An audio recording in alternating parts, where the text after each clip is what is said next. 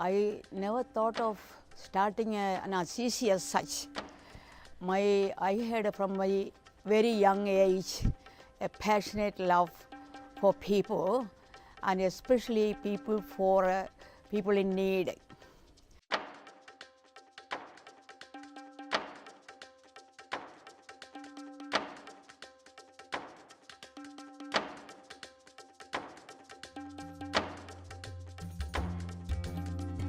As Australia is very well-known dairy country, people suggested go there and study. So this is why I came to Australia. When I was 34, went to Australia with this dairy dream and spent a lot of time with the different farmers in the Western District, places like Tirang and Warrnambool. I felt at home, one with the farmers. They took me around and they taught me the trade and how all the ways I can improve the dairy cattle in India, crossbreeding and breed upgrading, training in artificial insemination. And I was the only lady there to attend this course with wearing an overall and in learning this big trick of inseminating the cows. So that was another wonderful experience. And then when it was time for me to come after 7 months, started our journey from Melbourne in a cargo ship. I didn't even dream of what are the things involved in this long journey with the cows. There was one big attraction. The person who accompanies the cows don't have to pay for a ticket. I can get a free passage to India. Meanwhile, still my work is day and night, like caring the cows. It was heavy work. 40 kilograms weighing bundles, I have to all alone carry on my shoulder to the cows where it is staying. And then big 4-inch diameter water hose. You open it and it's very hard, it's very strong and the water coming.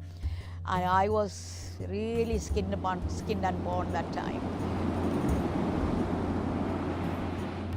And on the way, 4 cows, 4 heifers, heavily pregnant ones were there, calved on the ship.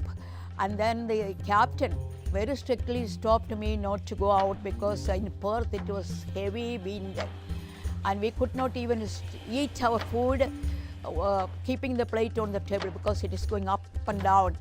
So you hold your plate and you have to make sure that it goes to your mouth. Leaving the Melbourne port with the 33 heads of cattle, I was just, people got shocked.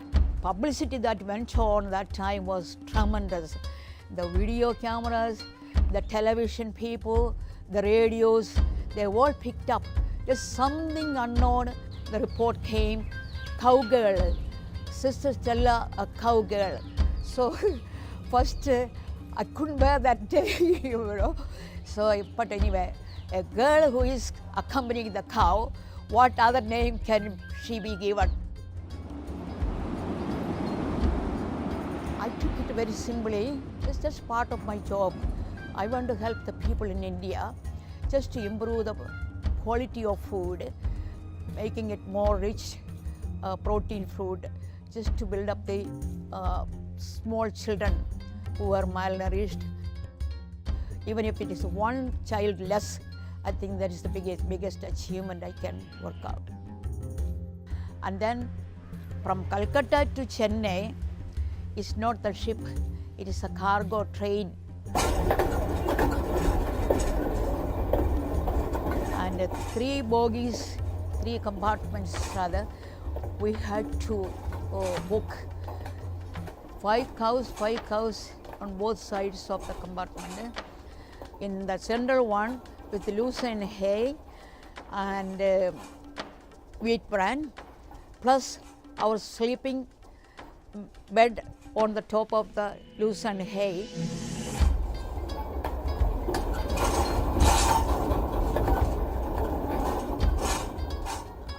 It took 10 days. And then the last part, just 5 more hours to make up to reach Chennai. Morning when we are getting up, we couldn't see the engine of that train. Train is not moving. It's just stuck there. When we inquired, he said the engine is taken to rescue another train by a passenger train by that time coming along. Jumped into it and got to Chennai and met the man.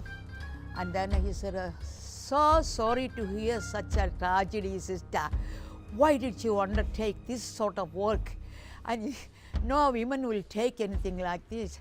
But I am a God-fearing man. I'll help you. Quick, he sent an engine. We organized an engine. In another 5 hours, the train got to Chennai.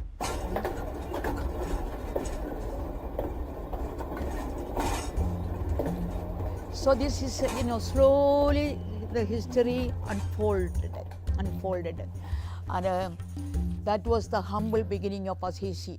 Now we are spread and expanded with women empowerment, work among the tribals, and work among the children, illiterate children, and health issues we are dealing. You can never expect, how it all happened. Why it all happened? I did not plan a project like making a ship journey or going to Australia and meeting all these different people. And finally, we are making a big gang of people there. And the ship journey, even years later, when I go visiting the schools, the small kids would come to me and ask, are you Sister Stella? My mom and dad talks about Stella in India. So yes, I am. And so this is after one generation. The next generation of children in Australia, they too are coming to understand that some 40 years back, some big things happened. As though some big things happened. To me, it all just simply happened.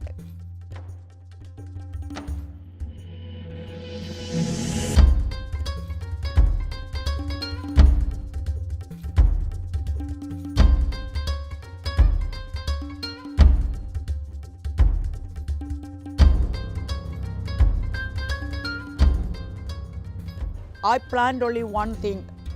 One focal point was children malnourished, child mortality, improve the quality of the diet for the children. And that's all. Step by step, we entered into different fields. In a very small way, our programs are not any big master plan program. It's just approaching the women, organize them into small groups, community-based organization, that's what we call. And the women are changed quite a lot. The status of women has changed quite a lot.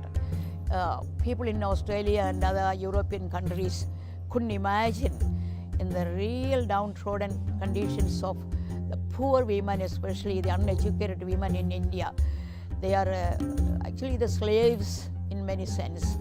Now they are empowered, they are learn some skills, they are productive, they go to the offices, they organize for achieving their own rights. Husbands start changing their image of their wives, and so coming towards that, if not equality, but at least giving good importance for their wives. Our children also are sometimes victims of child labor and illiteracy, not attending school.